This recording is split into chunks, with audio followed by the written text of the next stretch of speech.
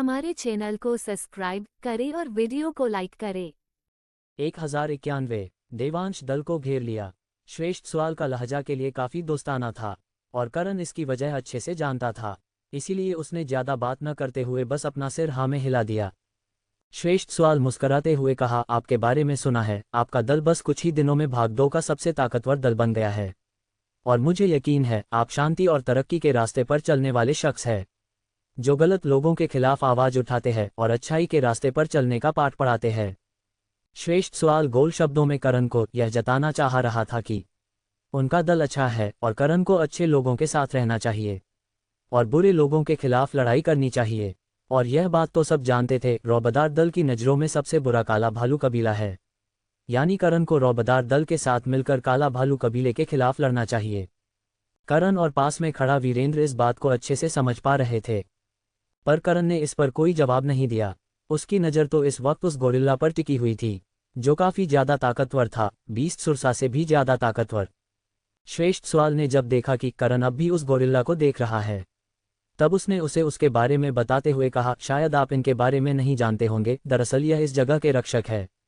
पहले यह इलाका इनके कबीले का हुआ करता था, मगर काफ़ी समय पहले किसी आपदा के चलते इनका कबीला खत्म हो गया। सिर्फ इनका ही नहीं, इनकी जाति के अलग अलग लोग और भी थे, जिनमें से एक लाल गोरिल्ला कबीला भी था। वह भी समय की मार भी झेल पाया। लाल गोरिल्ला कबीला नाम सुनकर करण ने श्रेष्ठ सवाल को देखा।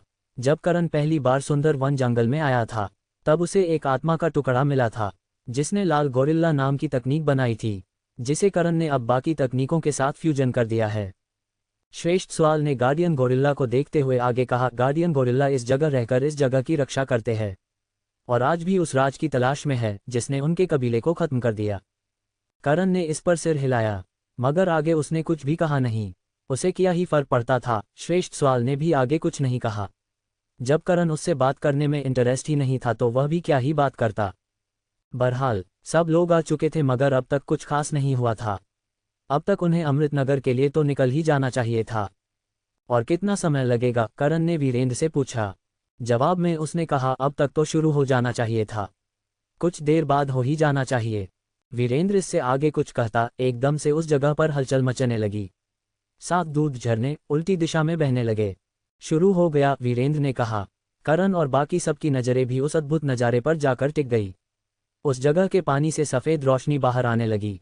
उनके कदमों की जमीन अपनी जगह बदलने लगी, जैसे कोई मशीन एक्टिवेट हो रही हो, और यह जगह 5 हिस्सों में बंटकर कुछ कुछ दूरी पर चली गई। बीच में एक बड़ा सा होल था जिसके अंदर से शुद्ध ऊर्जा बाहर निकली, वो भी इतनी गाढ़ी कि रति स्तर का योद्धा सीधा महाबली बन सकता था। अगर इतनी ज़्यादा ऊर्जा सहन करने लायक उसकी बॉडी तैयार हो तो ये प्रकृति का बनाया आयाम नहीं लगता। ऐसा लगता है जैसी किसी ताकतवर शख्स ने इसे बनाया है, वो भी ऐसे शख्स ने जो शायद एक अच्छा तिलिस्मी कारीगर रहा होगा या है, करण ने मन में सोचा। ये सब जो सामने हो रहा था यह मैकेनिक तरीके से चल रहा था, और ऐसा काम एक तिलिस्मी कारीगर ही कर सकता है। हालांकि करण इसको लेकर पूरी तरह से पक्का नहीं था। बहरहाल उस होल के अंदर से बेशक ऊर्जा आ रही थी, मगर उस पर एक शिल्प चढ़ी हुई थी जो किसी को भी उसके अंदर जाने से रोकने के लिए थी। वीरेंद्र और बाकी सबने एक दूसरे को देखा। बाकी चारों श्रेष्ठों ने कलाई घुमाकर पत्थर का टुकड़ा निकाल लिया। वीरेंद्र ने करण की तरफ देखा। करण ने बिना किसी झिझक के उसे एक टुकड़ा पकड़ा दिया, जिसके बाद सबने उस पत्थर के टुकड़े को जमीन पर ताकत से रखा। ऐसा होते ही उस जगह की जमीन पर ढेर सारी दरार पड़ने लगी, जिसके अंदर से नीले रंग की रोशनी तेजी से उस शिल्प से टकराए। बिजलियों की गर्जन सुनाई दी और वो शिल्प धीरे धीरे करके कमजोर पड़ने लगी। चलो, सबसे पहले शलभ नील पक्षी बीस्ट कबीले के लोग उस होल में कूदे, जो अगले ही पल उस जगह से गायब भी हो गए। जिसके बाद टैमर कबीले के लोगों ने भी ऐसा ही किया। काला भालू कबीले के लोगों ने करण को जानलेवा नजरों से देखा, फिर वह भी उस जगह में कूदकर गायब हो गए। अंदर अपनी रक्षा करना, गलती से भी उनसे मुलाकात हो तो दूर चले जाना उन लोगों से, श्रेष्ठ सवाल ने करण को चेताया। जिसके बाद वह भी उस जगह से चला गया। आखिर में करण और बाकी लोग भी उस होल में कूद गए। बस उस जगह रह गया गार्डियन गोरिल्ला, जो सबको जाता देख वहीं एक जगह पर जाकर बैठ गया। उसने ढलते सूरज को देखते हुए खुद से कहा, मुझे बस शक है, बस एक बार मुझे इस बात का पक्का सबूत मिल जाए, मैं तुम्हें जान से मार दूंगा और वह दिन ज़्यादा दूर नहीं है। गार्डियन गोरिल्ला बस अकेला आखिरी सदस्य बचा था अपने कबीले का। जब उसके कबीले को खत्म किया गया था, उस वक्त वह काफ़ी छोटा था और कमज़ोर था, लेकिन अब हालात में बदल गए थे। अब न वह कमज़ोर था और न बच्चा। इसी वजह से काला भालू कबीला उसे इस जगह पर रहने से रोकता नहीं था, क्योंकि वह शुरू से इस जगह पर अपना हक जताता हुआ आया है। जहां एक तरफ करण अमृतधारा की तलाश के अंतिम चरण पर पहुंच गया था, तो वहीं उसके देवांश दल से कुछ किलोमीटर दूरी पर कुछ लोग पेड़ों पर खड़े हुए थे। इन सब के कपड़ों से साफ था कि वह सब सुपारी क्लब के लोग हैं। इनमें से 2 लोगों को करण जानता भी था। एक वही आदमी था जिससे करण ने कुछ समय पहले लड़ाई की थी, टैंक महाराज, जो इस समय बस अपने पास खड़ी महिला को बेसब्री से देखा जा रहा था। और यह महिला कोई और नहीं, गार्ड टॉवर कमली थी। वही कमली जिसको उल्लू बनाकर करण भाग निकला था। टैंक महाराज ने कहा, हम यहाँ पर खड़े खड़े कब तक इंतजार करेंगे, चलकर उस लड़के को घसीट कर लाते हैं। हमें काला भालू कबीले ने इस बात की सुपारी भी दी है। कमली पेड़ की डाल पर बैठकर अंगड़ाई लेते हुए बोली, बस इसी बात से तुम कभी गार्ड नहीं बन पाओगे, और तुम्हारा सपना है खुद की लाइन बनाने का। लाइन तो छोड़ो, मेरी जूती सिलने की तुम्हारी औकात नहीं है। कमली ने कलाई घुमाकर किसी जानवर का मांस निकाल लिया और उसे अपनी शक्तियों से भूंजकर खाने लगी। टैंक महाराज को गालियां सुनने की आदत सी हो गई थी। उसने कहा, टारगेट हमारा बस कुछ दूरी पर है और हम यहाँ बैठकर मांस खा रहे हैं। वो लड़का और ज्यादा सांस ले, मुझे यह मंजूर नहीं है। वह लड़का उस जगह नहीं है, गधे, कमली ने कहा। मगर यह सुनकर टैंक महाराज और उसके साथ के लोग हैरानी से कमली को देखने लगे। वो यहाँ नहीं है, फिर कहाँ है? टैंक महाराज ने सवाल किया। कमली ने जवाब दिया, इस वक्त वो अमृतधारा पहुंच गया होगा या पहुंचने वाला होगा। वो वहाँ है, फिर हम यहाँ क्या कर रहे हैं? हमें तो उसका खेल खत्म करना था। फिर सिर हिलाते हुए आगे बोला, वो नहीं है तो क्या हुआ, उसका दल तो इस जगह है। इस जगह के लोगों को मारकर उसे सबक सिखाते हैं। जब वह यहाँ वापस आएगा उस वक्त उसे बस तबाही और नाश मिलेगा, और तब जाकर उसका घमंड खत्म होगा। टैंक महाराज देवांश दल को खत्म करने के लिए बढ़ गया, मगर कमली ने उसे सख्त निगाहों से देखते हुए कहा, चुपचाप इसी जगह पर बैठो। एक कदम और आगे बढ़ाया, शरीर से प्रणाम निकाल लूंगी। टैंक महाराज के कदम थम गए। वह कितना भी ताकतवर क्यों ना हो, मगर कमली के सामने बेहद कमजोर था। उससे लड़ने लायक ताकत उसके पास नहीं थी। फिर भी उसने दांत पीसते हुए पूछा, कुछ नहीं करना तो हम इस जगह करने क्या आए हैं? बैठो और बस देखो, कमली ने कहा। इससे ज्यादा वह बोलने के मूड में नहीं थी, और टैंक महाराज बस इतना सुनकर अंदर ही अंदर चिढ़ रहा था। आखिर में मन मारकर उसने उस जगह बैठना ही सही समझा। इधर देवांश दल में काम जोरों शोरों से चल रहा था। मीरा और बाकी सब लगातार काम में लगे हुए थे। एक तरफ माइनिंग का काम चल रहा था, दूसरी तरफ मिस्त्री लोग पत्थरों और कुछ धातुओं को मिलाकर ईंटें बना रहे थे। उनके किले का काम 10% हो चुका था। उस जगह पर जितने भी बीज थे वह उस जगह की खुदाई में लगे हुए थे, ताकि नीम को मजबूती से खड़ा किया जा सके। एक किला बनाने में इतना समय लगता है, मैंने नहीं सोचा था। राजवीर ने माथे पर आए पसीने को साफ किया। इस समय वह सब उसी जगह पर काम कर रहे थे जिस जगह पर पहले सिंह परिवार का कब्जा था। पिस्टल बिस्ट और ज्वाला पक्षी किंग ने जगह पहले की तरह ठीक कर दी थी। उस दिन के बाद वह अपने छोटे वाले रूप में आ गए थे। इससे उन्हें आने जाने में आसानी रहती थी।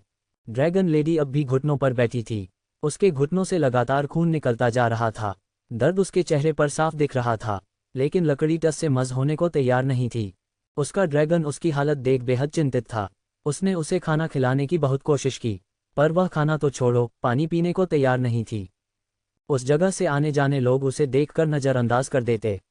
अब उनसे भी उसकी यह हालत देखी नहीं जा रही थी। बहरहाल दोनों तरफ के लोग व्यस्त हैं। मीरा कुछ देर आराम करने के लिए जमीन पर ही बैठ गई। मेनका ने उसके पास आके ठंडी लस्सी का ग्लास दिया। शुक्रिया, मीरा ने ग्लास लिया और 2-3 घुट पीकर आह भरते हुए बोली, ये लस्सी काफ़ी अच्छी है, इससे शरीर में ऊर्जा का प्रवाह तेज हो जाता है। एक काम करो, ऐसी लस्सी और भी बनाओ। लॉर्ड टर्टल को बोलना, इसकी कमी नहीं होनी चाहिए। मैंने पहले ही ऐसा कर दिया है तीसरी श्रेष्ठ, आप बेफिक्र रहिए, मेनका ने मुस्कराते हुए कहा। मेनका पहले उपसेनापति रह चुकी थी। उसे खाने की कुछ ऐसी विधियां पता थी जिससे शरीर की थकावट जल्दी खत्म हो जाती है, इसीलिए वह इस काम को अच्छे से संभाल रही थी।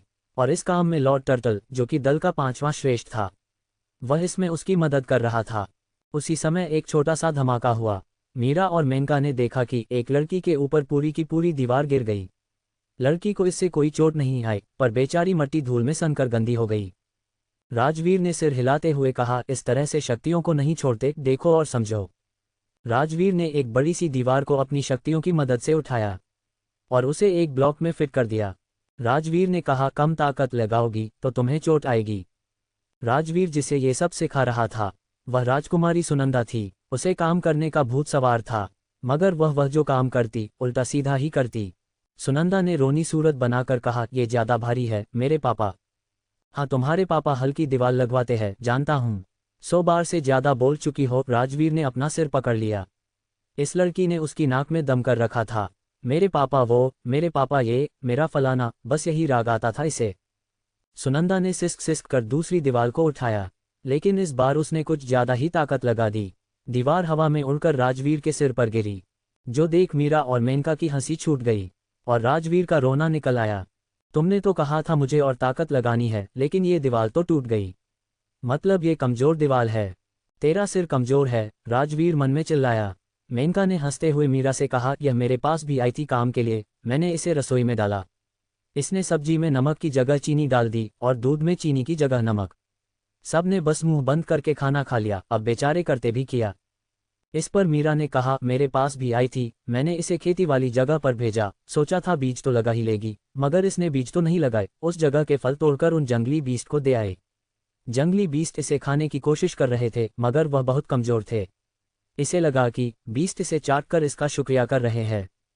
मेनका को दोबारा से हंसी आ गई। मीरा भी अपना सिर पकड़कर हंस रही थी। फिर मेनका से बोली, करण गांव वाले इलाके में काम कैसा चल रहा है? उस जगह का काम भी सही है, चौथे श्रेष्ठ लॉर्ड टर्टल खाने के साथ बाकी काम भी अच्छे से संभाल रहा है, मेनका ने कहा। मीरा ने इस पर कहा, और अविनाश की क्या खबर है? वो मेनका इस पर कुछ आगे कहती, इससे पहले ही उनके आसमे का माहौल दबावपूर्ण हो गया। उस जगह की हवा बदलने लगी। जैसे ही ऐसा हुआ, उस जगह पर ज्वाला पक्षी किंग और पिस्टल बिस्ट पहुंच गए। ज्वाला पक्षी किंग ने गंभीर लहजे में मीरा और बाकियों से कहा, सब लोग इस जगह से दूर हो जाए। लेकिन जितना बोला उतना कर छोड़ी। पिस्टल बिस्ट ने उन लोगों को डांट दिया। जो सुन मीरा को खतरे का एहसास हो गया। बाकी सब एक साथ हड़बड़ाकर उसके पास ही आ गए। इसी दौरान उनके पास एक काले कपड़े लड़का भी आया। तीसरी श्रेष्ठ मुख्य गुप्तचर अविनाश ने खबर भेजी है, अजगर वंश कबीले ने हमको चारों तरफ से घेर लिया है और उनके साथ सिंह परिवार के भी लोग हैं। ये खबर सुनते ही मीरा और बाकियों के सिर घूम गए। अंडस्को 1092 to 1094 अजगर वंश कबीला योजना बनाकर आया है। उस लड़के ने जब कहा कि उनके दल को अजगर वंश कबीले ने घेर लिया है, तब सबके सब बेहद ज्यादा परेशान नजर आने लगे। लेकिन ये कबीला हमारी घेराबंदी क्यों करेगा? कहीं ये लोग सिंह परिवार की मदद करने तो नहीं आए? मीरा ने कहा। मगर राजवीर ने अपना सिर ना में हिला दिया। उसने अपनी नजरें सुनंदा पर की। ये लोग जरूर सुनंदा के लिए आए हैं। सुनंदा के लिए? मगर क्यों? मेनका ने पूछा। लेकिन इसका जवाब राजवीर दे पाता उससे पहले ही बादलों से एक काफी सारी तेज रोशनियां फुट पड़ी, जो 4 हिस्सों में बंटकर उन लोगों के सामने नजर आए। और जब वह रोशनी हटी, तब सबको 4 लोग उस जगह नजर आए, जिनमें एक खुद सिंह परिवार का लीडर था, जो उन सबको गहरी नफरत से देख रहा था। बाकी दोनों चेहरे जाने पहचाने से थे, जिन्हें देख सुनंदा डरकर राजवीर के पीछे छुप गई। दरअसल ये दोनों कोई और नहीं, महाराजा भल्ला और लाल गुलाम थे। वही महाराज भल्ला जिसके महल में सुनंदा कैद थी, और वही लाल गुलाम जिसने सुनंदा को किडनैप किया था, जो खुद अजगर वंश कबीले का एक ताकतवर श्रेष्ठ था। उनके साथ राजकुमारी इशिका भी थी, जो करण से तलवारबाजी में हार गई थी और उससे अपने पापा का बदला लेना चाहती थी। लाल गुलाम ने सबको सख्त निगाहों से देखा और आखिर में उसकी नज़र सुनंदा पर जाकर टिक गई। तुमने बहुत परेशान कर दिया लड़की, देखो मैं दोबारा से तुम्हें लेने आ गया, अब मेरे साथ चलो। लाल गुलाम ने अपना हाथ आगे करके शक्तियों की लहर को आगे भेजा ताकि सुनंदा को पकड़ सके, लेकिन रास्ते में ही ज्वाला पक्षी किंग ने उसकी लहर को तबाह कर दिया। एक छोटे से धमाके से राजवीर और बाकी लोग उड़ते हुए कुछ दूरी पर जाकर गिरे। ये बहुत ज्यादा ताकतवर है, मीरा ने खड़े होते हुए कहा। इस पर मेनका बोली, सिर्फ वो नहीं, सिंह परिवार का मुखिया अरशद भी ताकतवर है और उसके साथ वो आदमी भी कम ताकतवर नहीं लग रहा। मेनका महाराज भल्ला की बात कर रही थी, जिसकी नजरें अब भी चारों तरफ घूम रही थी, मानो किसी की तलाश में हो। इसी बीच लाल गुलाम ने ज्वाला पक्षी किंग को देखकर गहरी आवाज में कहा, ज्यादा हवा में उड़ने की जरूरत नहीं है, यह मामला तुम्हारे से जुड़ा हुआ नहीं है। देवांश है ने पहले ही काफी दुश्मन बना लिए हैं, इस लड़की को आसानी से मेरे हवाले कर दो, वरना अंजाम सिर्फ अंत होगा। बस कर रे, ये ज्ञान महारे को मत दे, मैं थारे से कहता हूँ, लुंगी उठा और निकल ले, नहीं तो थारा अंत महारे हाथ लिखा से। पिस्टल से ने अपने हाथों को दिखाते हुए कहा। किसी झींगे को खुद से इस लहजे में बात करता देख लाल गुलाम बेहद गुस्सा हो गया। पर उसने सब्र न खोते हुए भीड़ को देखते हुए कहा, लीडर गुरु, तुम सामने आकर फैसला कर लो। तुमसे बदला लेने के लिए इस जगह लंबी लाइन लगी है, आशा करता हूँ तुम इस लाइन में मुझे शामिल होने से रोक दोगे। यह आप क्या कह रहे हैं श्रेष्ठ, हमें तो इस दल का पूर्ण नाश करना है, मुखिया अरशद ने कहा। वह कब से इसके इंतजार में था, जब वह इस दल को खत्म करके अपने बेटे का बदला लेगा। और यह आदमी इस जगह आकर अजीब सी बात कर रहा है। लाल गुलाम को उसका बीच में बोलना कुछ खास पसंद नहीं आया। उसने एक नज़र गुस्से से उसे देखा, बस इतने में ही मुखिया अरशद का शरीर ठंडा पड़ गया। लाल गोरिल्ला ने उसे नज़रअंदाज करके फिर से भीड़ को देखकर कहा, जल्दी बाहर आओ लीडर गुरु, एक अनजान लड़की के लिए अपने नए नवेले दल का नाश करने पर उतारू मत बनो। अभी इस जगह लीडर मौजूद नहीं है और न पहली और दूर श्रेष्ठ, इसीलिए इस दल की जिम्मेदारी मेरे हाथों में है, मीरा ने आगे आकर सख्त भाव के साथ कहा। इस पर लाल गुलाम ने सिर हिलाया, फिर आगे बोला, अगर ऐसा है फिर समझदारी दिखाओ और इसे हमारे साथ आने दो। काला भालू कबीले को पहले ही तुम लोग नाराज कर चुके हो, एक और ताकतवर कबीले से उलझने की कोशिश मत करना, वरना अंजाम सिर्फ अंत है और कुछ नहीं। बाकी आखिरी फैसला तुम्हारा है। मुझे इनके साथ नहीं जाना, ये लोग बुरे लोग हैं, मुझे मारते हैं, खाना नहीं देते, मेरा अपहरण कर कर ले गए थे, मैं इनके साथ नहीं जाऊंगी, ये बुरे लोग हैं। सुनंदा की आंखों से आंसू बहने लगे। राजवीर ने उसके आंसू साफ करके मीरा और मेनका से कहा, आप दोनों मुझसे पद में बड़ी है, आपका जो फैसला होगा हम सबको मान्य होगा। बस आपसे मैं ये कहना चाहता हूँ, लीडर गुरु ने इसे बचाने के लिए बहुत मेहनत की है। मीरा और बाकी ने एक दूसरे को देखा। तभी लाल गुलाम ने कहा, सोचने का ज्यादा समय नहीं है तुम्हारे पास, करन गांव वाले इलाके में हमारे लोगों ने पहले ही हमला करना शुरू कर दिया है। तुम लोग जितनी देर करोगे उतना ज्यादा लाशें बिछती जाएंगी। ये सुन मीरा ने गुस्से में मुट्ठी भींच ली। उसने उसी लड़के को देखा जो खबर लेकर आया था। उसने इस बात पर हामी भरी, जिस वजह से सबके माथे पर शिकन के बादल छा गए। मीरा ने सुनंदा को एक नज़र देखा, जो सिसक सिसक कर रो रही थी। फिर आंखों में दृढ़ता के साथ लाल गुलाम से बोली, कुछ समय पहले एक लड़की ने हमारे लीडर की बेइज्जती की, हमारी श्रेष्ठों की इज्जत नहीं की। उस समय हमारे ऊपर हमला हो गया और काफ़ी ताकतवर लोग उस लड़की का अपहरण करने की कोशिश करने लगे। उस वक्त हमारी दोनों श्रेष्ठों ने लीडर ने उसकी जान बचाई, सिर्फ इसीलिए क्योंकि वह हमारे दल में थी। फिर अपनी शक्तियों को इकट्ठा करके गहरी आवाज में बोली, जब हम ऐसी लड़की को बचा सकते हैं तो उसे इतनी आसानी से कैसे जाने दे जो हमारे दल का हिस्सा बन चुकी है। दम है तो ऐसा करके दिखाओ।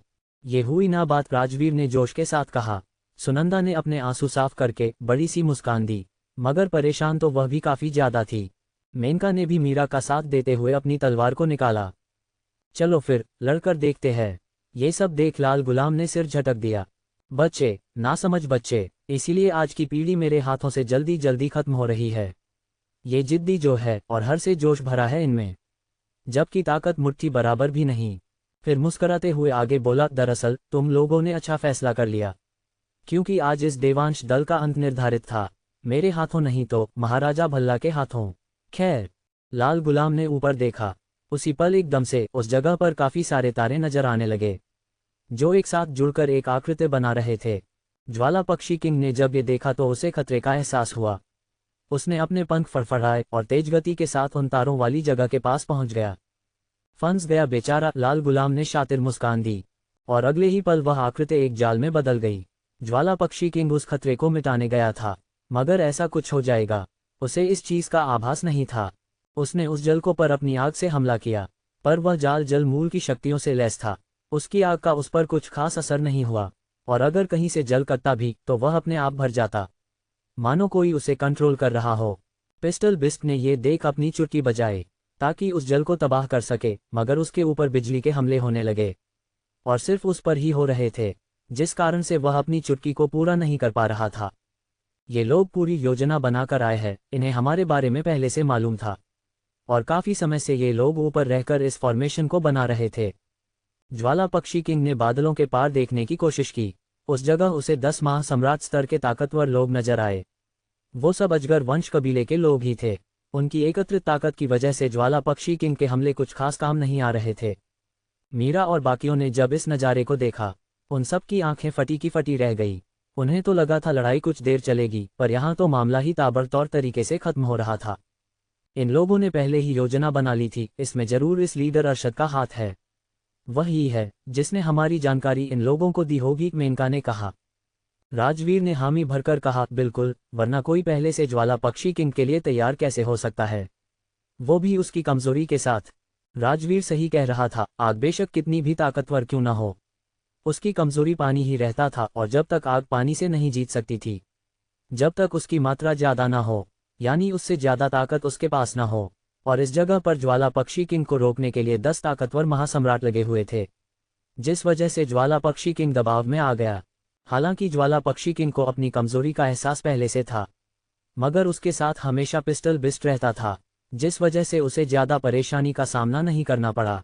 मगर पिस्टल बिस्ट को ये लोग मौका नहीं दे रहे थे, उस पर लगातार बिजली के झटके दिए जा रहे थे, एक पल के बाद भी उसे सांस लेने का मौका नहीं मिल रहा था।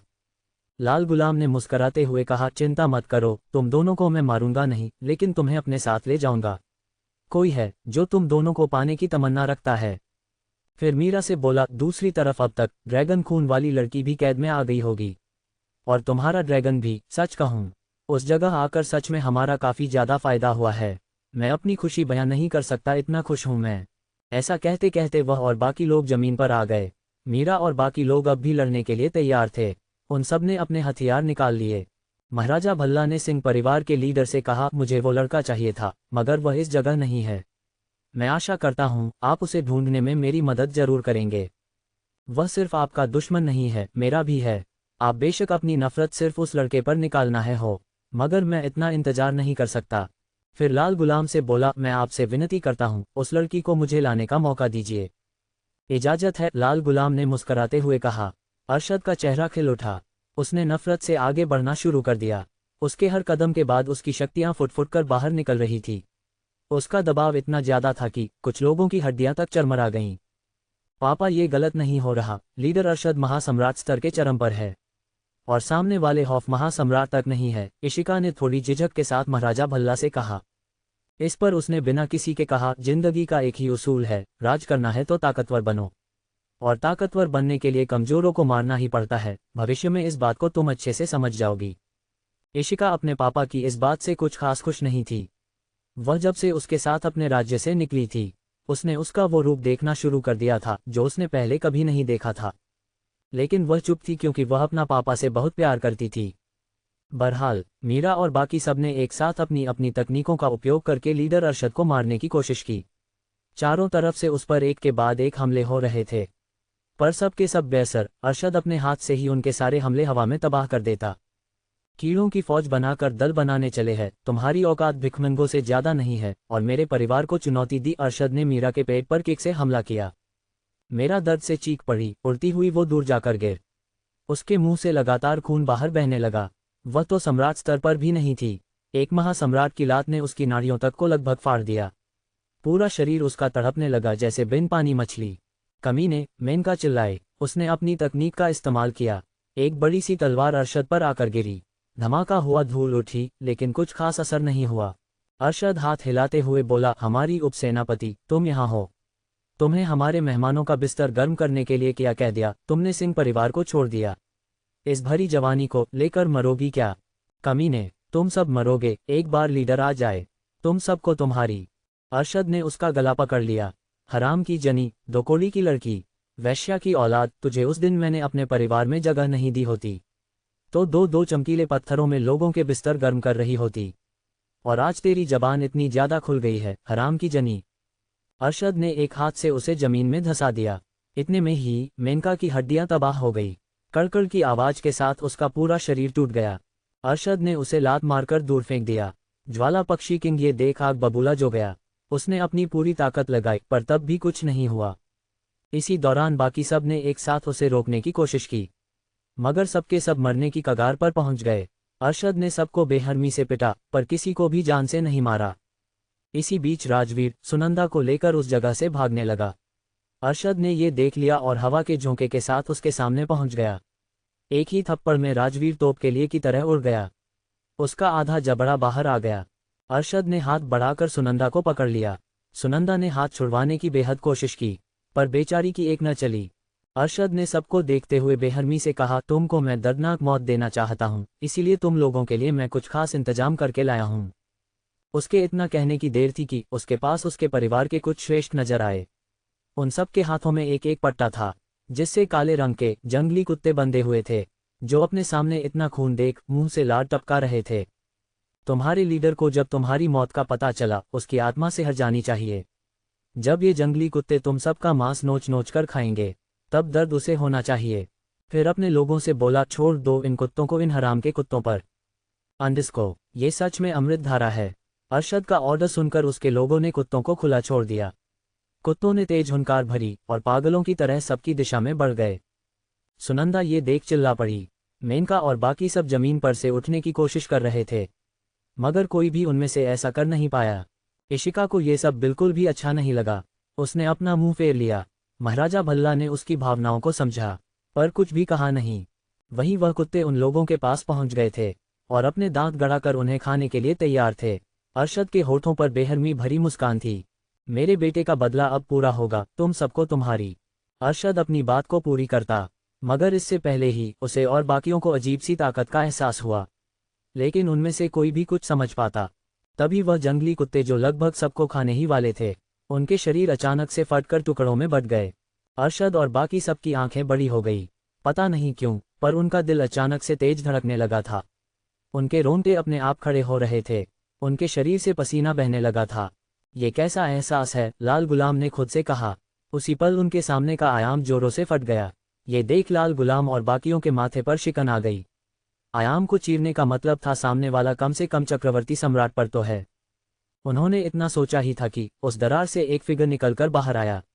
उसकी उम्र काफी कम थी और दिखने में छोटा बच्चा था, मगर जो ताकत उसके शरीर से निकल रही थी, वह सबके होश उड़ाने के लिए काफी थी। छोटे मास्टर, मेनका ने कांपती आवाज में कहा। मेनका और उनके लोगों की आंखें बड़ी बड़ी हो गई थी, क्योंकि वह छोटा मास्टर दरअसल में कोई और नहीं, करण का छोटा भाई परख था। सब उसे प्यार से छोटे मास्टर बुलाने लगे थे। राजवीर भी बस उसी को देखे जा रहा था। ये लड़का उसके साथ काफी समय से था और हमेशा शांत रहता था, न किसी से कुछ कहता था न सुनता। वो तो अपने भाई की भी नहीं सुनता था।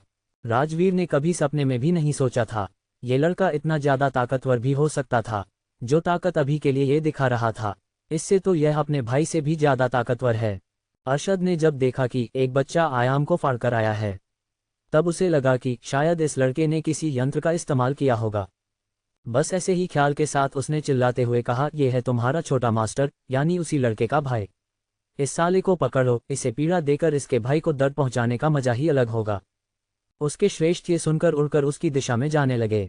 उनके हाथों में शक्तियां जमा थी। परख ने उनकी तरफ एक नजर देखा, बस इतना ही काफी था। उनका शरीर रास्ते में ही बीच में फटकर तबाह हो गए। इस दौरान आसमे का आयाम भी फट गया और देखने वाले बस देखते ही रह गए। अरशद को एहसास नहीं हुआ कब उसने डर से सुनंदा का हाथ छोड़ दिया। सुनंदा भागकर राजवीर के पास आ गई। अरशद के कदम पीछे होने लगे। ये सच में चक्रवर्ती सम्राट है। इस दल के पास इतना ताकतवर शख्स भी है, वो भी इतना छोटा। ये कैसे मुमकिन है? इस ताकत के साथ तो मैं इसका कुछ भी नहीं बिगाड़ सकता। अरशद का गला सूख गया। ऐसा ही हाल लाल गुलाम का था। वह काफी ज्यादा ताकतवर था, मगर एक चक्रवर्ती सम्राट से लड़ सके इतनी ज्यादा ताकतवर उसके पास नहीं थी। इधर परख ने आसमान की तरफ देखा, जहां पर 10 महासम्राट ने कैद बनाकर ज्वाला पक्षी किंग और पिस्टल बिस्ट को पकड़ रखा था। परख ने बस अपनी आंखें हल्की सी छोटी की और वह सब महासम्राट अगले ही पल लाश बनकर जमीन पर गिरने लगे। असंभव! लाल गुलाम के कदम पीछे हो गए। उसका शरीर ठंडा पड़ गया, खून का बहाव तेज हो गया। एक चक्रवर्ती सम्राट भी इतने सारे महासम्राट को एक पल में नहीं मार सकता, लाल गुलाम बड़बड़ाया। इधर ज्वाला पक्षी किंग और पिस्टल को आजाद हो गए थे। हालांकि हैरान तो वो भी थे, मगर इस समय वह ज्यादा गुस्से में थे। तुम सबकी मजाल! ज्वाला पक्षी किंग ने अपने पंख फड़फड़ाए और एक साथ कई सारे आग से बने बवंडर जमीन से निकलकर लाल गुलाम को घेर गए। लाल गुलाम ने अपनी शक्तियों का इस्तेमाल करके उन्हें रोकने की कोशिश की, पर इससे पहले ही वह सारे बवंडर एक साथ मिलकर विशालकाय बवंडर में बदल गए। जोरदार धमाके के साथ लाल गुलाम हवा में उछल गया। उसके कपड़े जलकर राख में बदलने लगे। तुम्हारी तो! लाल गुलाम ने खुद को संभाला ही था कि उसके पास एक बड़ा सा गुब्बारा नजर आया। अब महारी भारी जनावर, पिस्टल बिस्ट ने कहा, और इसके बाद जो धमाका हुआ, सबके कान से खून बाहर आ गया। उनका बना हुआ किला धूल में बदल गया। आसपास के आयाम चटकने लगे। शक्तियों की लहरों ने पूरे इलाके को घेर लिया, जिसके बीच एक शरीर जमीन पर जाकर गिरा, जिसने खुद को ऐसे तैसे करके संभाला। जमीन पर पैर पटक कर उसने खुद को खड़ा किया। लाल गुलाम के शरीर से खून बहने लगा था। हालत उसको बहुत बुरी हो गई थी। अरशद तुम उस झींगे को संभालो, मैं उस लाल गुलाम आगे कुछ कहता। इससे पहले ही उसकी नज़र चारों तरफ घूमी और उसे अरशद दूर दूर तक नजर नहीं आया, यहाँ तक कि महाराज भल्ला और उसकी बेटी भी आसपास नहीं थी। वह मौका देखकर इस जगह से निकल गए थे।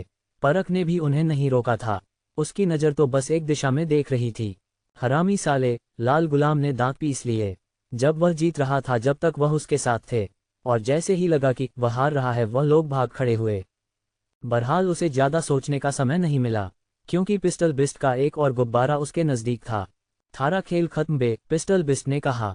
नहीं, लाल गुलाम चिल्लाया, और आगे ऐसे ही बोला, पहले दूसरे श्रेष्ठ मेरी मदद करो। उसने इतना कहा ही था, उसी पल उस जगह का आयाम फट गया। जिस जगह पर परख देख रहा था उस जगह से एक रस्सी बाहर निकली, जिसने लाल गुलाम को अपनी तरफ खींच लिया। एक तेज धमाके के साथ उस जगह फिर से तबाही मची, पर इस बार लाल गुलाम बच गया था। वहीं राजवीर और सुनंदा सबको उस जगह से दूर ले आए थे, वरना वह सब इम्पैक्ट से ही मारे जाते। बहरहाल उस आयाम से एक ताकतवर फिगर निकला। वह एक महिला थी जिसके हाथ में लाल गुलाम था। उसने उसे छोड़ा और परख को देखने लगी। दो और दुश्मन, पिस्टल ने कहा। वहीं उस महिला ने परख से कहा, तुम काफी ताकतवर हो, अच्छा हुआ मैं इस जगह मौजूद हूँ, वरना तुम। वह महिला आगे कुछ कहती, इससे पहले ही उसका सिर खरबूजे की बात फट गया। बस चंद पलों में उसकी जान जा चुकी थी। लाल गुलाम सदमे में चला गया। सिर्फ वो नहीं, बहुत दूर पहुंच गए अरशद और महाराजा भल्ला का दिल भी सहम गया। वह अपनी दूरदृष्टि का उपयोग करके इस नज़ारे को देख रहे थे। इसने एक चक्रवर्ती सम्राट को बिना हिले मार डाला, मतलब यह वीरता से पर है। ये किससे पंगा ले लिया मैंने? अरशद की आंखें नम हो गई। वह मुड़ा और बिना पल रुके बस उस जगह से भागता रहा। महाराजा भल्ला ने भी ऐसा ही किया। इस जगह उनकी ताकत की कोई अहमियत नहीं थी। काफी देर से यह नज़ारा देख रहे सुपारी क्लब के लोग सहम गए। टैंक महाराज धड़ाम से जमीन पर बैठ गया। वह उस महिला की जगह खुद को देख रहा था। अगर आज कमली ने उसे रोका न होता तो आज उसका अंतिम दिन होता और उसे मालूम भी नहीं चलता। ये हमारे लायक मिशन नहीं है, ये हमारी ताकत से कई गुना ज्यादा ताकतवर है, टैंक महाराज ने कहा। कमली ने सिर हिलाया और बोली, आज के दिन बाद कोई भी इस दल पर हमला करने से पहले 10 बार सोचेगा। छोटा मोटा दल तो इसके आसपास भी नहीं भटकने वाला। सब कमली की बात से सहमत थे। कमली आगे बोली, अब एक और दल खड़ा हो गया है जो कमजोर तो किसी भी हालत में नहीं है। सुंदर वन जंगल में अब बहुत कुछ बदलने वाला है और हमें इसके लिए तैयार रहना होगा। अब आप आगे क्या करेंगी? सुप्रीम टावर के श्रेष्ठ जल्द यहाँ आने वाले हैं, उनके आने के बाद ही कुछ देखते हैं। फिलहाल के लिए इस जगह से निकलने में हमारी भलाई है, कमली बोली। इसके बाद वह लोग भी उस जगह से भाग खड़े हुए और यहाँ लाल गुलाम दरा सहमा परख को देख रहा था। इस वक्त उसके पीछे बनी दरार से लॉर्ड टर्टल और कंकाल को भी आ गए थे, जिन्होंने सबको उठाकर उस जगह से ले जाना शुरू कर दिया। उन सबको इलाज की जरूरत थी। लाल गुलाम ने कांपती आवाज में कहा, छोटे मास्टर मेरी बात सुनो, मुझे माफ कर दो। मैं तो बस अपने लीडर के ऑर्डर को फॉलो कर रहा हूँ। मुझे जाने दो, मैं वादा करता हूँ कोई दोष तुम पर नहीं आएगा। लाल गुलाम ने ऐसा कहते ही परख के पास जाकर खंजर निकालकर उस पर हमला कर दिया। मरसाले, लाल गुलाम ने दांत पिसे, पर उसका खंजर परख तक पहुंचने से पहले ही उसका शरीर सैकड़ों टुकड़ों में फटकर बिखर गया और इस तरह से लाल गुलाम का अंत परख के हाथों हो गया। परख ने अब भी कोई भाव नहीं दिखाए और बिना किसी को देखे दरार की दूसरी तरफ आ गया। उस जगह पर भी काफी सारी लाशें पड़ी थी जो परख ने बिछाई थी। इस वक्त सब बस उसी को देख रहे थे और परख ने एक नजर करण की मूर्ति को देखा, जिसके एक हाथ टूटा हुआ था। वह उसके पास गया, टूटे हुए हाथ को दोबारा से मूर्ति से जोड़कर उसने फिर से करण के चेहरे को देखा। दरअसल परख आराम से बैठा हुआ था। इस जगह पर हमला भी हुआ, लोग मरने वाले थे। परख ने कुछ नहीं किया, पर जब करण की मूर्ति टूटने लगी तब वह नाराज हो गया और उसने उन सबको एक पल में खत्म कर दिया। बहरहाल परख मूर्ति को देखकर अपने कमरे में वापस चला गया। ड्रैगन लेडी शुरू से ये सब देख रही थी। लीडर के छोटे भाई भी इतने ज्यादा ताकतवर है और मैंने उनकी बेइज्जती की थी। ड्रैगन लेडी की आंखों से आंसू बहने लगे। उसने अपनी मूर्खता में अपनी जिंदगी की सबसे बड़ी गलती कर दी थी। अगर वह अपने घमंड को काबू में रखकर बस अच्छे इंसान की तरह टेस्ट देती तो आज वह भी इतने ताकतवर दल की खास सदस्य होती। ड्रैगन लेडी अब पहले से भी ज्यादा दृढ़ हो गई। उसने अब ठान लिया था, बेशक इस जगह बैठे बैठे उसकी मौत ही क्यों ना हो जाए, वह इस जगह से जरा सा भी नहीं हिलने वाली। पूरे देवांश दल में बाद अब परख की बात हो रही थी। सब बस परख को एक नज़र देखना चाहते थे, मगर साथ ही साथ वह अपने तीनों श्रेष्ठों के लिए दुखी भी थे। मीरा को काफ़ी दवाएं और गोलियां देने के बाद भी उसका शरीर तड़पना बंद नहीं हो रहा था। मेनका की हड्डियां टूट चुकी थी। राजवीर का जबड़ा बाहर आ गया था। और इस सब का कसूरवार सुनंदा खुद को मान रही थी। उसने खुद से सिसक सिसक कर कहा, ये सब मेरी वजह से हुआ है, मेरी वजह से बुरे लोगों ने इन पर हमला किया। सुनंदा बहुत ज्यादा दुखी थी। इन सब ने उसे प्यार दिया, सहारा दिया, और आज उसकी वजह से इनकी यह हालत है। मैं अब और आप लोगों को परेशान नहीं करूंगी। मैं खुद अपने पापा को ढूंढने के लिए जाऊंगी। मेरी वजह से आपको दर्द नहीं पहुंचेगा, सुनंदा ने सिसक आंसू बहाते हुए कहा। इन सब चीजों से बेखबर करण उसके साथ के लोग उस होल में कूदकर अमृतधारा पहुंच चुके थे। उस जगह आके उन लोगों ने आसपास का नजारा देखा। वह उड़ती हुई बड़ी सी चट्टान पर खड़े थे, और ऐसी चट्टानें उस जगह और भी थी। उन चट्टानों के नीचे एक नदी बह रहा थी, जो एक पहाड़ी के चारों तरफ घूमी हुई थी। उस पहाड़ से झरने बह रहे थे जो उन नदियों में जाकर जुड़ रहे थे।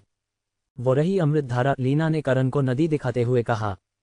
करण ने उस नदी को देखा। दूर से वह काफी छोटी लग रही थी, मगर जब वह सब लोग उस जगह पहुंचे तब उन्हें वह नदी कम छोटा समंदर ज्यादा लग रहा था। उस नदी पर बैंगनी रंग के कमल तैर रहे थे। करण ने खुद से कहा, इस नदी में कोई बहाव नहीं है, फिर से नदी क्यों कहते हैं? तालाब कहना तर्कसंगत होगा। हालांकि करण ने इस बात को ज्यादा अहमियत नहीं दी और खुद उस नदी के पास पहुंचकर उस पानी को हाथ में उठाकर देखने लगा। लेकिन जब उसने ऐसा किया, उसे बड़ी अजीब सी आभा महसूस हुई। यह क्या है? मुझे तो लगा था अमृतनगर नाम है। उसके मुताबिक ये जड़ी बूटियों से लैस अर्क होना चाहिए था, मगर इसके अंदर से तो मुझे खून जैसी महक आ रही है। करण कंफ्यूज हो गया। उसके वीरेंद्र को शक भरे लहजे में देखते हुए कहा, यह सच में अमृतनगर है?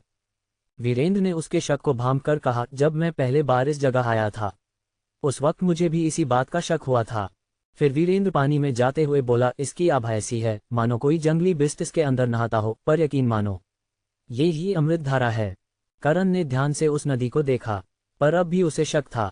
पारो ने कहा, मैं एक बार इसमें डुबकी लगाकर देखती हूँ, असर नहीं हुआ तो यह नकली होगी। अमृतधारा का इलाज गुरुदेव ने बताया था, और उनकी बात का गलत होना मुमकिन ही नहीं था। प्रियांशी ने कहा, मैं भी। ऐसा कह वह दोनों नदी में कदम रखते हुए बीच में पहुंच गई। लीना और शाहीन उन दोनों के पास आ गईं। इस जगह बिस्ट हो सकते हैं, तुम्हारी रक्षा के लिए हम इसी जगह पर है, बेफिक्र होकर डुबकी लगाओ, लीना ने कहा। पारो और प्रियांशी ने इस पर कुछ कहा नहीं, उन्होंने बस करण को देखा।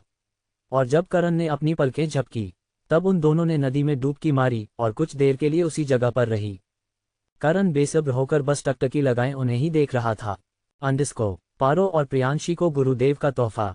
पारो और प्रियांशी अमृतधारा में डुबकी लगा चुकी थी, और सब बस किसी चमत्कार के होने का इंतजार कर रहे थे।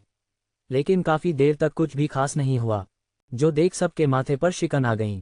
लीना ने कंफ्यूज होकर वीरेंद्र से पूछा, क्या सच में यही अमृतनगर है? है तो यही। वीरेंद्र भी कंफ्यूज था। उसने पहले बहुत से लोगों को इस जगह ठीक होते हुए देखा था, मगर इन दोनों लड़कियों पर तो इसका कुछ खास असर दिख नहीं रहा। करण ने मन में कहा, गुरुदेव का दिया गया इलाज कैसे काम नहीं कर रहा? एक मिनट, ये दोनों अब तक पानी से बाहर क्यों नहीं आईं? जब अमृतनगर काम नहीं कर रही थीं, फिर तो उन दोनों लड़कियों को बाहर आ जाना चाहिए था, मगर वह दोनों अब तक पानी के अंदर ही क्यों थी? ऐसा सोच करण ने अपनी डिवाइन फायर का इस्तेमाल करके उन दोनों को ध्यान से देखा। कुछ पल बाद उसकी आंखों में चमक आ गई। अमृतधारा काम तो कर रही है, इनकी अंदरूनी चोटें तेजी से ठीक हो रही है, करण बड़बड़ाया। जो सुन सबने उसे देखा ही था कि उसी पल पारो और प्रियांशी के शरीर से ताकतवर आभा बाहर आने लगी। लीना और शाहीन हड़बड़ाकर उससे दूर हुईं।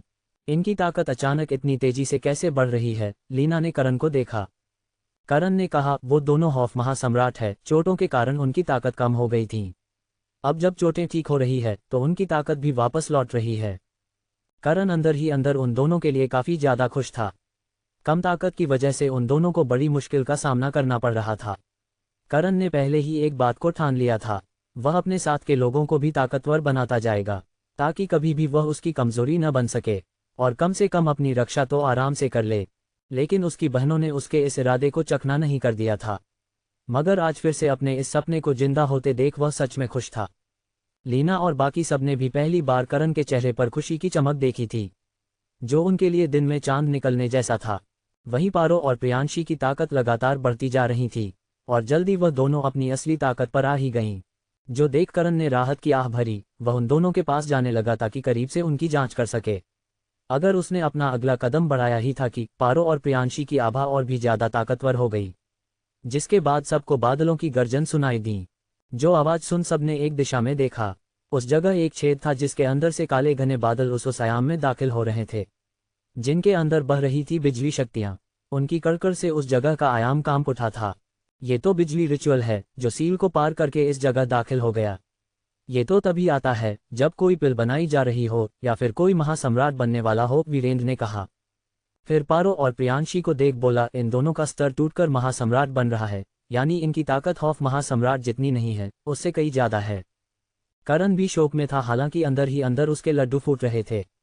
अपनी दोस्तों की ताकत से उसको तो खुशी होनी ही थी, फिर भी उसने इसकी वजह को देखने की कोशिश की, और जब उसने डिवाइन फायर का इस्तेमाल करके ध्यान से कुछ नोटिस किया, तब उसके दिमाग में बस एक ही नाम आया, गुरुदेव। पारो और प्रियांशी का शरीर अंदर से बदल चुका था। उनकी ऊर्जा लेने की गति आम लोगों से ज्यादा थी।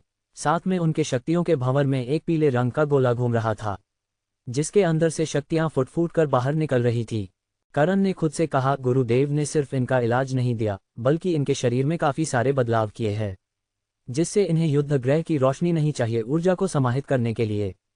हालांकि उसकी रफ्तार उतनी ज्यादा नहीं है, पर जितनी है उतनी बाकी लोगों से काफी ज्यादा है। उन्होंने इनके शरीर में अपनी ऊर्जा को भी छोड़ा है। बेशक उनकी ऊर्जा का यह एक कण ही क्यों न हो, लेकिन देवता होने की वजह से उनसे जुड़े हुई हर चीज बेशकीमती है, और इसकी मदद से ये दोनों अपने स्तर तोड़कर आगे बढ़ रही हैं। फिर करण ने अपने शरीर की जांच की। उसे लगा कि शायद गुरुदेव ने उसके शक्तियों के भंवर में भी कुछ छोड़ा होगा, लेकिन उस जगह कुछ नहीं था। गुरुदेव उसके साथ भेदभाव कर गए।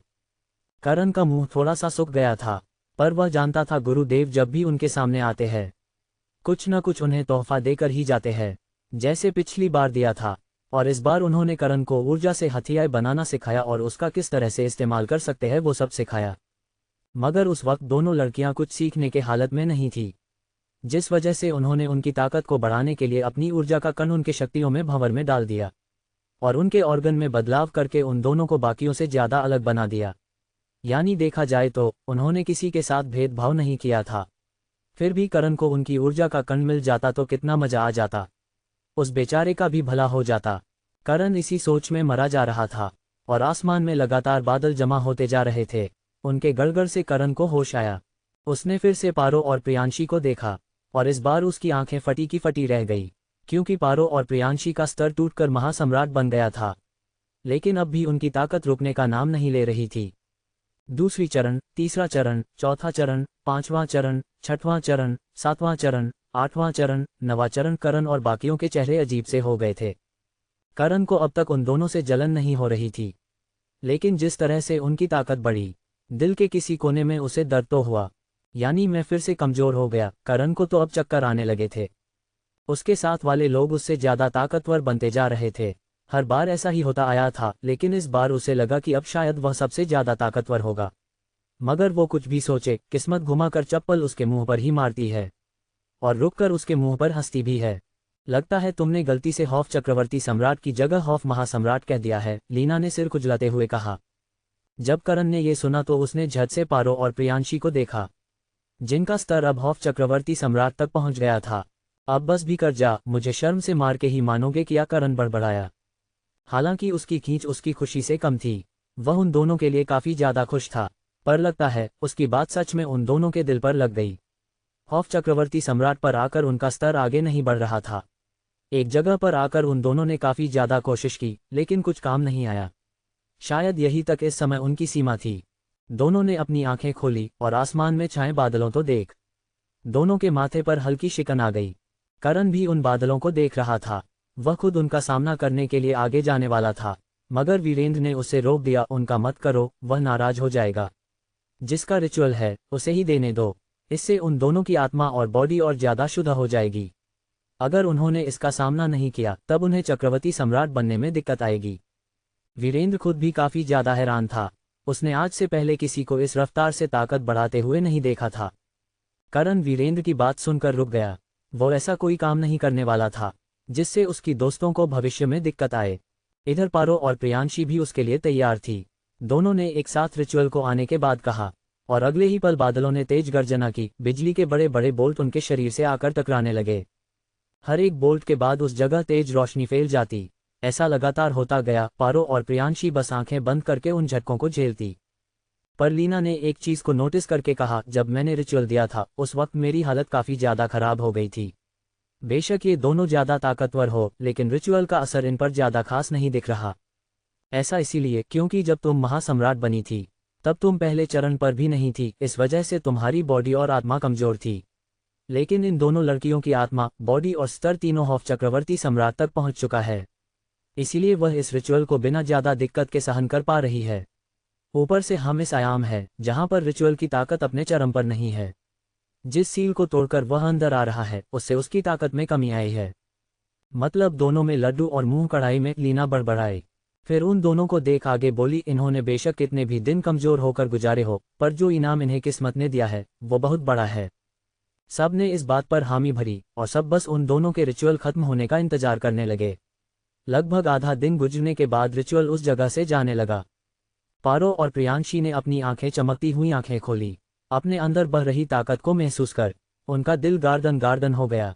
प्रियांशी अपनी जगह से खड़ी हुई, उसने एक दिशा में देखकर पूरी ताकत से हमला किया।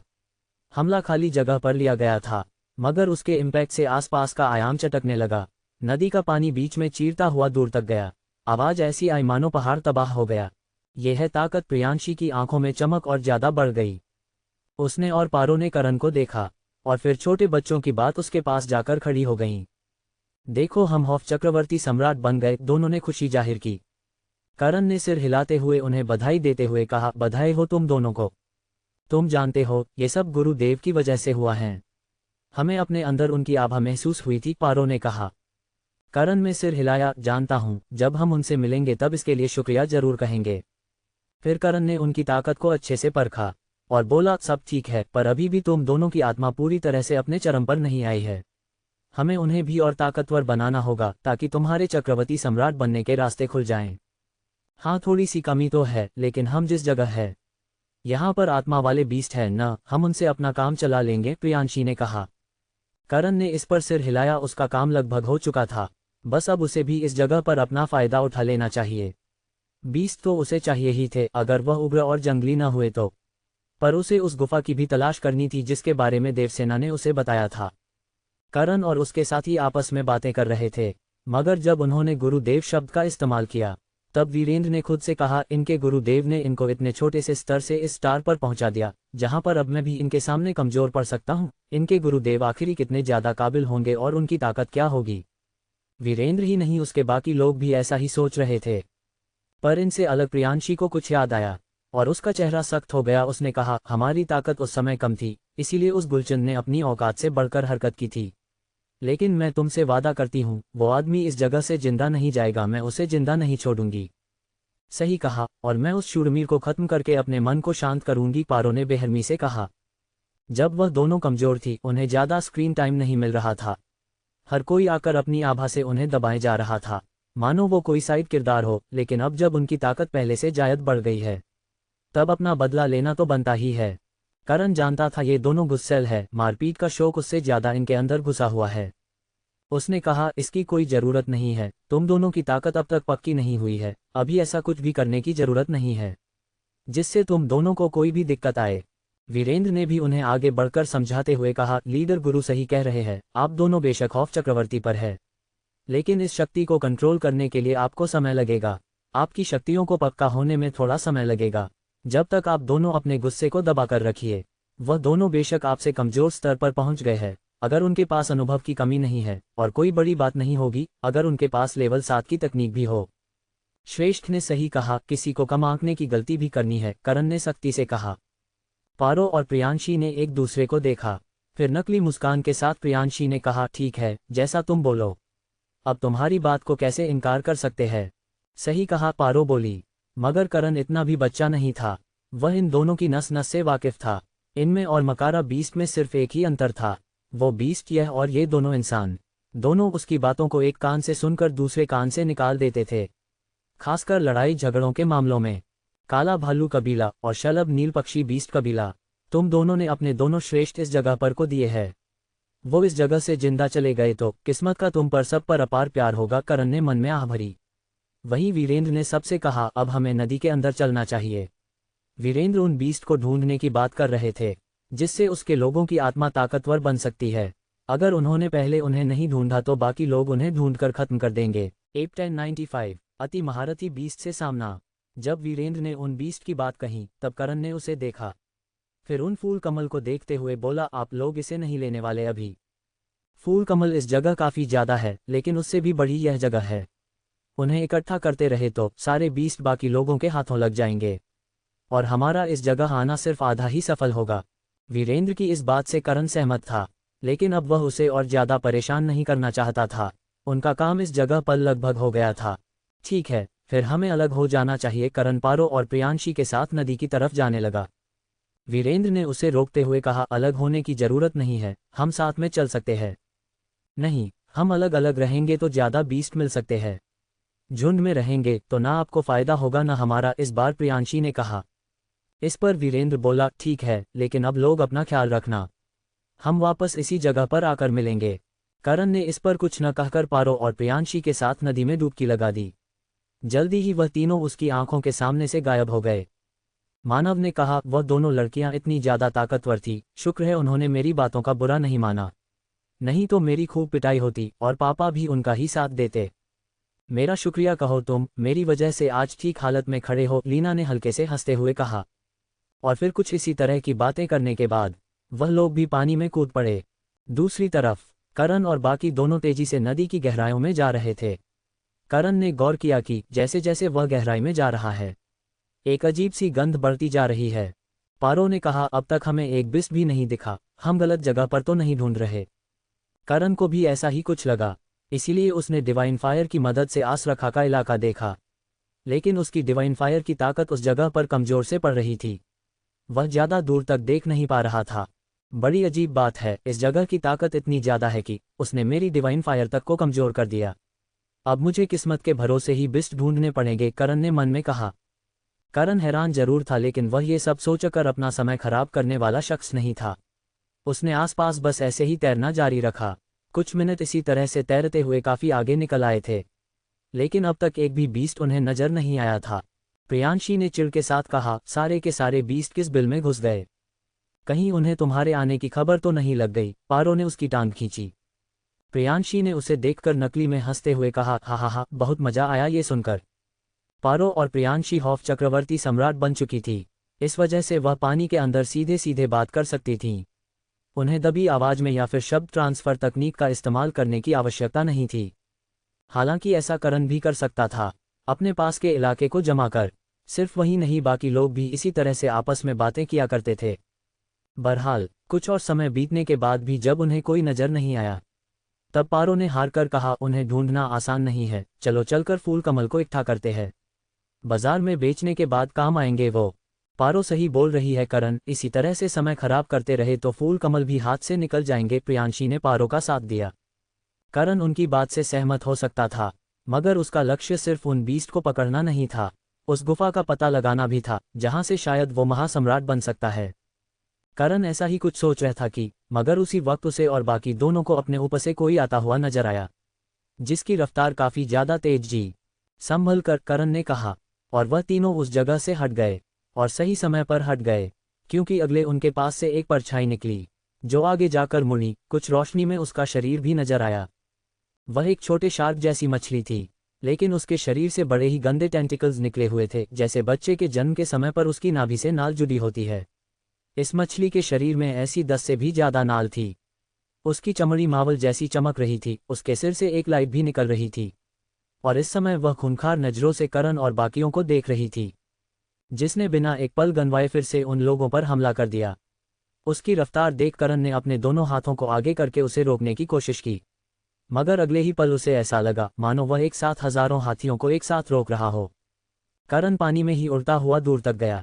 मछली ने उसका पीछा किया, करण ने खुद को संभाला। इसी पल मछली ने अपने मुंह से सैकड़ों पानी से बने गुब्बारे छोड़े। करण ने उन्हें रोकने की कोशिश की। कई सारे धमाकों के बाद आखिर में करण ने उसका हमला विफल कर दिया, मगर वह सांस भी ले पाता, मछली उसके पास पहुंच गई। वह उसके एक हिस्से को काट कर खा जाना चाहती थी। करण का अब जाकर मूड खराब हो गया। उसने अपनी तलवार निकाली ताकि उसे मार सके, मगर उसके हमले से पहले ही एक तलवार उसके पास से निकली और मछली के 2 हिस्से हो गए। करण के पास प्रियांशी नजर आए। उसने करण को रुबाब से देखते हुए कहा, अब तो मानते हो ना, मैं तुमसे ज़्यादा ताकतवर हूँ इस वक्त। प्रियांशी बस करण से मजाक कर रही थी। करण इस बात को समझता था। उसने अपनी तलवार को स्टोरेज में रखते हुए कहा, मैंने कब कहा तुम मुझसे कमज़ोर हो। करण ने आज तक कभी पारो, प्रियांशी और श्रेया तक को कभी खुद से कमज़ोर नहीं माना था। उल्टा उसने हमेशा इन तीनों को खुद से ज़्यादा ताकतवर ही पाया था। उसे तो अब इस बात का डर था, जब वह श्रेया से मिलेगा और श्रेया चक्रवर्ती सम्राट निकली या फिर वीरता से पर, तब वो उसे किस नज़रों से फेस करेगा। बहरहाल पारो ने आगे बढ़कर उस मछली को पकड़ा, उसके अंदर से सफ़ेद रंग का मोती निकालते हुए बोली, ये है इस मछली का कोर, इसके अंदर से तो सच में आत्मा शक्ति महसूस हो रही है। फिर प्रियांशी को देते हुए बोली, इसे आत्मसात करो, ये स्टोर करके रखने वाला संसाधन नहीं है। इसकी शक्ति धीरे धीरे कमज़ोर पड़ती जा रही है। प्रियांशी ने उस मोती को पकड़ा, फिर सिर हिलाते हुए बोली, तुमने सही कहा। फिर करण से बोली, तुम इसके इस्तेमाल क्यों नहीं करते। नहीं, मेरी आत्मा और बॉडी पहले ही महासम्राट तक पहुंच चुकी है। जब तक मेरा स्तर नहीं टूटता, ये सब मेरे लिए बेकार है। करण ने बिल्कुल सही कहा था। एक बैग में जितनी जगह होगी उतनी ही चीज़ें रखी जा सकती थी। ज़्यादा चीज़ों को रखने के बाद बैग को बदलना पड़ेगा। प्रियांशी ने सिर हिलाया और उसी जगह आलती पालती मारकर बैठ गई। उसके सामने वही मोती तैर रहा था, जिसके अंदर से आत्मा शक्ति तेजी से प्रियांशी के शरीर में प्रवेश कर रही थी। तेज रफ्तार के साथ उसकी आत्मा रिकवर होने लगी थी। रिचुअल के दौरान उसकी आत्मा पर कुछ निशान आ गए थे, जो अब बड़ी आसानी से गायब होते दिख रहे थे। उसकी आत्मा भी मजबूत होती जा रही थी। 10 दिन के बाद वह मोती पानी में टूटकर धूल में बदल गया। प्रियांशी ने अपनी आंखें खोली, फिर सही से खड़े होकर बोली, इससे मेरी आत्मा काफ़ी ज़्यादा ताकतवर हो गई है। अगर मुझे 2 या 3 और ऐसे कोर मिल गए, शायद तब मेरी आत्मा खौफ चक्रवर्ती सम्राट के चरम पर पहुंच जाए। करण ने उसकी आत्मा की जांच की। वाकई में उस कोर ने प्रियांशी को काफ़ी ज़्यादा फायदा पहुंचाया था। करण ने कहा, हमें फिर और भी मछलियों को ढूंढना चाहिए, चलो।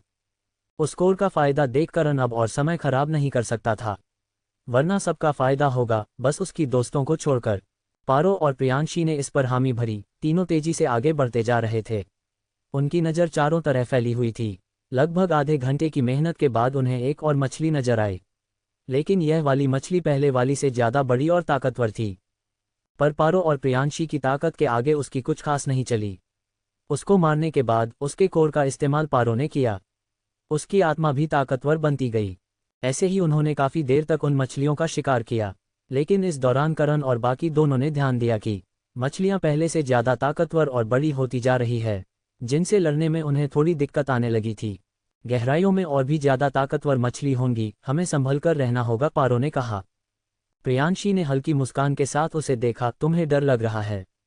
हाँ, लग तो रहा है, उन मछलियों के लिए। ये हुई न मेरी दोस्त वाली बात। प्रियांशी मुस्कराए और इस तरह से वह तीनों गहराइयों में उतरते गए। लेकिन वह और आगे बढ़ते, उन्हें सामने एक बड़ा सा फिगर नजर आया। वह एक मछली ही थी जो उस इलाके में इधर से उधर घूम रही थी। ये तो काफ़ी ज़्यादा ताकतवर है, इसके कोर से तो हम दोनों की आत्मा अपने चरम पर पहुंच जाएंगी, प्रियांशी ने मुस्कुराते हुए कहा। वह आगे बढ़कर उसका शिकार करने ही वाली थी, पर इससे पहले ही उस मछली पर किसी और ने ही हमला कर दिया। हमला काफ़ी ज़्यादा ताकतवर था। एक शक्तियों से लैस एक लेजर सीधा उससे जाकर टकराए। तेज धमाका हुआ, नदी का पानी उथल पुथल हो गया। शक्तियों की लहरें तेजी से फैली, जो देख उन तीनों ने अपने आगे शक्तियों की दीवार खड़ी कर दी, जिससे उन्हें कोई नुकसान नहीं पहुंचा। इसी दौरान उन्हें उस जगह पर कुछ फिगर नजर आए। वह सब लोग कोई और नहीं, टैमा कबीले के लोग थे। उनके साथ गोविंद था और सुप्रिया भी। उन लोगों ने भी अब तक करण और बाकियों को देख लिया था। गोविंद ने मुस्कराते हुए कहा, लीडर गुरु, आप इस जगह।